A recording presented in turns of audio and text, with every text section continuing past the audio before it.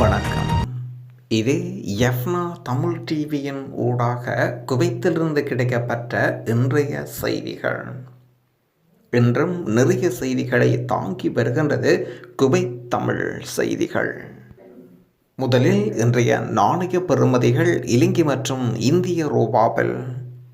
சராசரியாக இந்திய ரூபாவில் இன்றைய நாணய பெறுமதிகள் 247 ரூபாய். இலங்கை ரூபாவில் இன்றைய நாணய பெறுமதிகள் சராசரியாக 970 ரூபாய் செல்கின்றது அல்முல்லா எக்ஸ்சேஞ்சில். இது சராசரியான பெறுமதி என்பதை புரிந்து கொள்ளுங்கள். அதை போன்று ஒவ்வொரு இதுகளை பொறுத்து மாறுபடுகின்றது. குவைத்தில் முதலாவது தராவி தொழுகை. ரமலான் தராவி தொழுகை மிகவும் சிறப்பான முறையில் சமூக இடைவெளிகள் இன்றி மிகவும் அமைதியான முறையில் இடம்பெற்றிருக்கின்றது. 2 வருட வைரஸ் பெருந்தொற்றின் பின்பு இப்படியான ஒரு அழகான தருணம் காத்திருக்கின்றார்கள். பல்வேறு நபர்கள் மகிழ்ச்சியோடு காத்திருக்கின்றார்கள். குவைத்தில் வைரஸ் பெருந்தொற்று விகிதம் குறைவடைந்து செல்கின்றது. முகக்கவசங்கள் சில பகுதிகளில் நீக்கப்பட்டிருக்கின்றது. இந்த தருணத்தில் ரமலான் வந்ததை இட்டு அவர்கள் மகிழ்ச்சி அடைவதாகவும் சொல்லியிருக்கின்றார்கள்.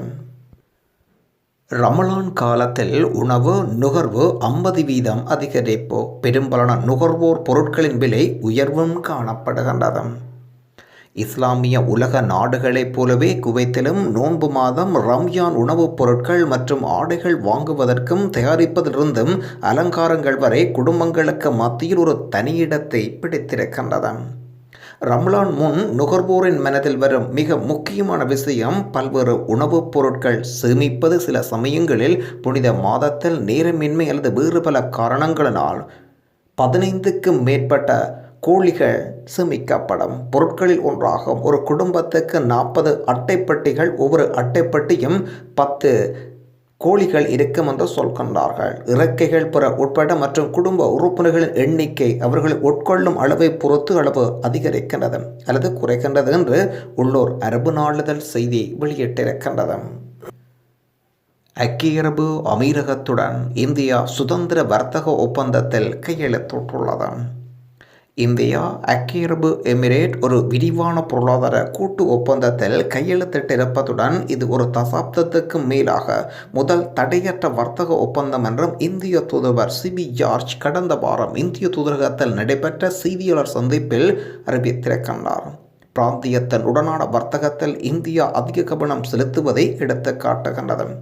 பொருட்கள், சேவைகள், டிஜிட்டல் வர்த்தகம் உட்பட பரந்த அளவிலான வர்த்தக உறவுகளை உள்ளடக்கிய இந்த ஒப்பந்தம் மே மாதம் முதல் அமுலுக்கு வரும் என்றும் ஐக்கிய அரபு எமிரேட்டுக்கான இந்தியாவின் ஏற்றுமதியில் பெரும்பகுதி முன்னுரிமை அணுகலை வழங்கும் என்றும் இந்தியாவுக்கான குவைத் தூதுவர் சிபி ஜார்ஜ் குறிப்பிட்டுள்ளார். காணாமல் போன ஒருவரை தேடும் பணிகள் தொடர்கின்றது. குட் கடற்கரையில் காணாமல் போன அடையாளம் தெரியாத ஒருவரை தேடும் பணியில் தீயணைப்புத் துறையின் பொது இயக்குநரகத்தின் தீயணைப்பு மற்றும் கடல்சார் மீட்புத் துறையைச் சேர்ந்த பணியாளர்கள் ஈடுபட்டுள்ளதாக உள்ளூர் அரபு நாளிதழ் செய்தி வெளியிட்டிருக்கின்றது. குவைத்தில் இருந்து 6 மாதங்களுக்கு மேல் தங்கியிருந்தாலும் வெளிநாட்டவர்களின் விசா செல்லுபடியாகும்.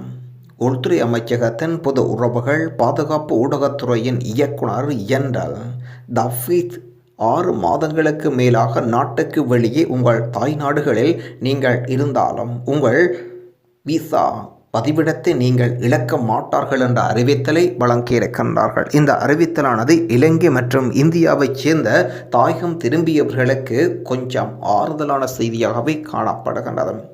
வைரஸ் தொற்று நோய்களின் போது வெளிநாட்டவர்கள் 6 மாதங்களுக்கு மேலாக நாட்டுக்கு வெளியே சிக்கி தவிக்கும் போது இந்த முடிவுகள் எடுக்கப்பட்டிருந்தது. வீட்டு பணியாளர்கள் 6 மாதங்களுக்கு மேல் நாட்டுக்கு வெளியே இருந்தால் அவர்களின் பதிவிட உரிமை ரத்து செய்யப்படும் என்று அறிக்கை சொல்லப்பட்டிருந்தது. முபாரக்கியா தீ விபத்துக்கான காரணம் விசாரணை. இன்றைய விசாரணை தொடர்பான தகவல்கள். முபாரக்கியா சந்தையில் ஏற்பட்ட தீ விபத்துக்கான காரணத்தை பொது தீயணைப்பு பிரிவினர் விளக்கம் அளித்துள்ளனர். ஆயுத சந்தையில் பல கடைகள் எரிக்கப்பட்டிருக்கின்றது. தீயணைப்புத் துறையின் விளக்கியபடி துப்பாக்கி சந்தையில் உள்ள வாசனை திரவிய கடை ஒன்றில் தொழிலாளர்கள் இரும்பு வெட்டும் கருவிகளை பயன்படுத்தி கடையின் நுழைவாயிலில் இரும்பு தளங்களை நிறுவிக்கொண்டிருந்த போது தீப்பிடித்திருக்கின்றது. இரும்பை வெட்டும்போது சூடான இரும்பு கட்டிகள் பறந்து வாசனை திரவியம் மது போன்ற எரியக்கூடிய பொருட்களின் மீது விழுந்திருக்கின்றதாகவும் அதே கடையில் தீப்பிடித்து அக்கம் பக்கத்து மற்றும் எதிர்க்கடைகளும் மரத்தின் வழியாக பரவியது என்பதை தீயணைப்புத்துறை அதிகாரிகள் முதல் கட்ட விசாரணையில் கண்டுபிடித்திருக்கின்றனர்.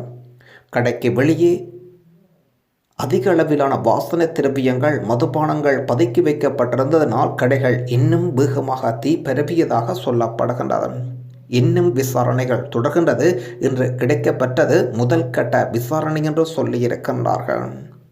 குறிப்பாக குவைத்தின் முபாரக்கியா பகுதியில் 300க்கும் மேற்பட்ட கடைகள் தீயில் கருகியது நினைவிருக்கலாம். இதை மீண்டும் நிவர்த்தி செய்வதற்கு பல மில்லியன் தினார் பணம் தேவைப்படுகின்றது.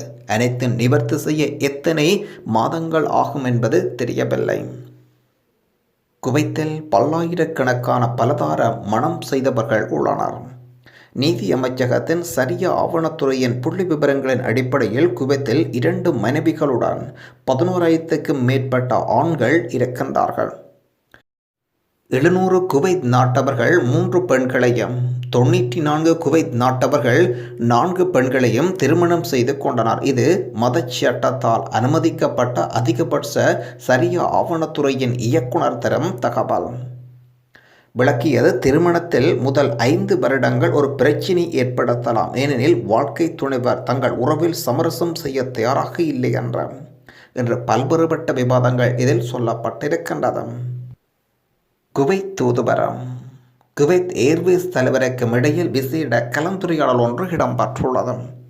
குவைத் ஏர்வேஸ் கார்ப்பரேஷன் தலைவர் அலி அல் துஹ்மானா இந்தியாவுக்கான தூதுவர் சிபி ஜார்ஜ் கலந்து கொண்டு பேசியிருக்கின்றார். இரு நாடுகளுக்கு இடையிலான இருதரப்பு உறவுகள் விமான போக்குவரத்து துறையின் ஒத்துழைப்பு பற்றி தூதரகம் கலந்தாலோசனை செய்திருக்கின்றது.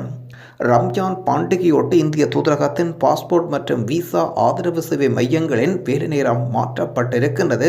3 மையங்களும் காலை 9:30 மணி தொடக்கம் மதியம் 2 மணி வரை திறந்திருக்கும். அதே நேரம் அவசரகால தூதரக சேவைகள் எந்த நேரத்திலும் கிடைக்கப்படுகின்றன. தூதரகத்தை தொடர்பு கொள்ளப்படும் அதிகாரிகள் அறிக்கையில் சொல்லப்படுகின்றது.